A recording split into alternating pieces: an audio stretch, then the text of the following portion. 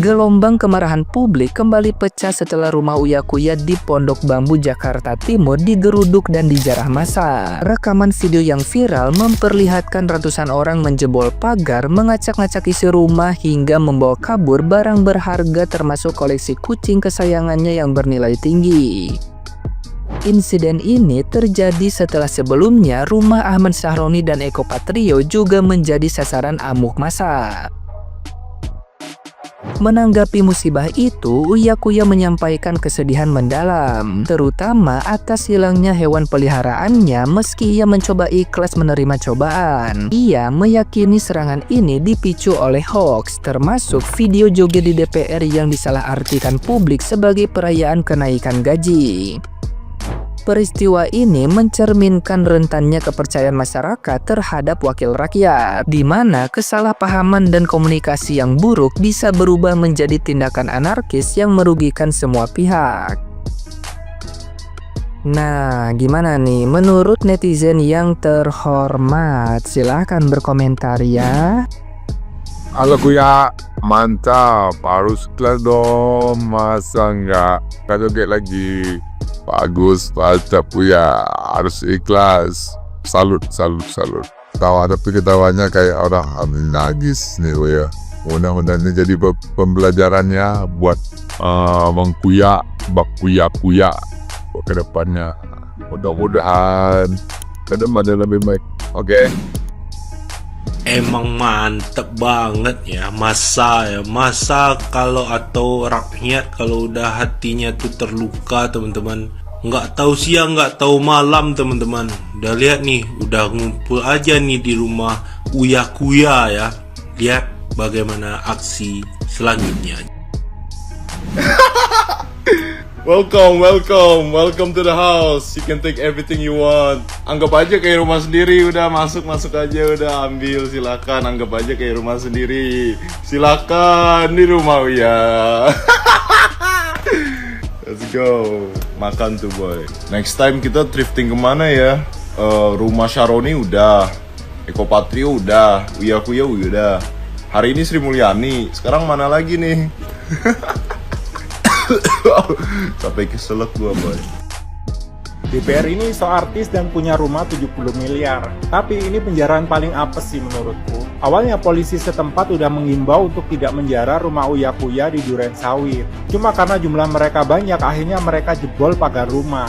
Mereka porak-porandakan isinya dan mengambil perabotan sampai lantai 2. Setelah selesai, mereka membuat coretan di sita rakyat di dinding rumah politikus PAN itu. Sementara itu, Uya Kuya masih dicariin di apartemennya di Kokas. Anehnya, setelah dia dinonaktifkan dari partai PAN bersama Eko Patrio, justru politikus ini lebih sedih karena kucingnya ikut dijara. Sayangnya rumah itu ternyata rumah yang ditinggali oleh mertua. Dan apesnya ada 9 orang yang ditangkap polisi karena menjara pas pagi hari jam 9. Padahal penjaranya sudah sejak tengah malam. Gimana pendapat kamu? Halo kepada seluruh penjara rumah Uya Kuya, khususnya yang mengambil kucingnya Uya Kuya ya. Saya sendiri juga tidak setuju dan saya sendiri tidak suka dengan tindakan Uya Kuya yang joget-joget. Tapi menurut saya ini berlebihan ya. Dan tolong untuk kucing Uya Kuya, siapapun yang sekarang sedang menguasai atau sedang memelihara, tolong kembalikan. Kasihan, karena kucing ini juga punya psikologis tertentu dengan pemiliknya. Kalau ada teman-teman yang mengetahui keberadaan kucingnya Uya Kuya, ayo tolong diinformasikan dan dikembalikan. Kalau masalah harta benda, silahkanlah, bodo amat saya.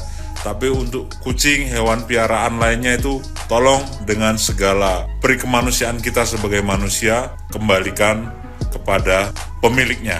Oke, rakyat pantau, rakyat monitor, salam persatuan. Kan, kena juga saya udah bilang. Gak ada gunanya. Lu mau ngomong apa juga Uya Kuya. Hati masyarakat luas udah membara.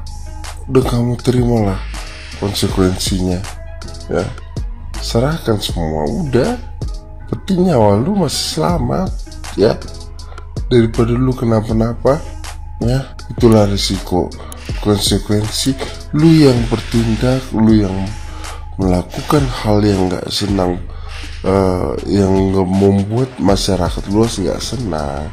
Lah, lu terima konsekuensinya. Jangan menyepelekan semua, menganggap wah, ongkos bensin saya aja syuting 10 juta. Ini baru 3 juta per hari. Lu sepelein. Itu sama aja lu ngegores hatinya masyarakat luas. Ya udah, terima konsekuensinya. Salam olahraga. Guys, kurang dari 1 kali 24 jam polisi berhasil menangkap 9 pelaku penjarahan rumah Uya Kuya. Dan sisanya masih dicari sampai sekarang. Gue berasa kayak mesen donat tingkah mambo nih. Ada jalur fast tracknya. Kata gue nih kasus kagak antri banget nih ya. Banyak banget lo netizen yang komen ya, nge-share pengalaman mereka ya, melaporkan kehilangan motor sampai sekarang tuh kasus kagak tahu kelanjutannya bagaimana dari setahun, 2 tahun, bahkan 3 tahun yang lalu. Ini cepet banget nih, buset. Terus yang menjarah duit kita digimanain pak? Kok kagak ditangkepin pak? Seenak kalian aja negara ini kalian atur-atur ya. Asal bikin aturan naikin pajak itu kan menjarah duit kita juga pak. Kita kan belum ditanya setuju apa kagak, kan? Mending kalau tuh duit dialihkannya ke yang bener, dialihkannya ke anggaran rumah mewah, ke anggaran beras yang harusnya kagak seberapa jadi mahal banget gitu loh. Sedangkan kita yang dinaik-naikin pajaknya aja banyak yang belum punya rumah, belum kebeli beras. Gila kalian ya. Sesuka-suka kalian aja atur-atur ini negara. Iya. Kalau mau tangkep-tangkepin yang adil dong. Tangkepin mereka juga. Atuh, bacotnya aja sembarangan begitu. Itu kan udah masuk pasal tindakan tidak menyenangkan juga. Kita orang tidak senang, Bapak. Guys, demo kan udah mulai reda nih. Coba nih, gue bahas yang menarik satu-satu ya. Mulai dari orang-orang ini nih, kan jadi rakyat jadi panas tentang perkara joget, sampai menyebabkan negara rugi tembus 9 triliun, gila nggak? Sampai rumah Uya Kuya dijarah, entah ada begini, yang main begini. Soalnya itu berlebihan guys. Gue ini ya realistis aja. Sebelumnya kan gue ngekritik dia ya, karena ini kan negara demokrasi. Kalau salah gue kritik. Nah ini kalau bener, inilah kegunaan gue. Mau dibilang buzzer juga bodo amat. Gue belain dia ya kali ini. Terlalu berlebihan guys. Dijarah sampai maling itu masuk udah kriminal anjir. Sampai kucingnya pun dicolong. Wah gue kasihan istrinya sih. Rumah itu kan dia udah punya dari dia berkarir udah lama di dunia entertainment kan. Nah sekarang dijarah begitu. Dia di DPR baru berapa sih? Baru 6 bulan. Gue curiga emang ada yang sabotase demo. Masalahnya mereka nih, rumah-rumah mereka terstruktur banget guys. Ini juga nggak semuanya bajingan ya. Ini juga emang ada beberapa yang blunder kayak Uya Kuya. Dia cuma salah menanggapi aja dan lain-lain kan. Terus contohnya Ahmad Saroni, dia tuh orang yang baik sebenarnya. Terus dia terkenalnya membantu, sholatnya rajin. Terus wah pokoknya baik banget lah aslinya.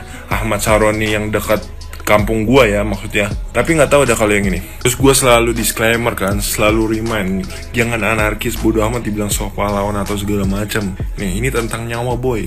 Ini data-data yang mati ini gara-gara anarkis kemarin. Alvan, Andika berusahanya masih muda-muda guys, gila. Dan tujuan awal dari semua ini belum tuntas guys, perampasan aset. Ayo kita tetap revolusi, tetap kritik, tapi dengan cara yang benar. Jangan anarkis dan terus menyampaikan aspirasi daging-daging sampai pemerintah dengar.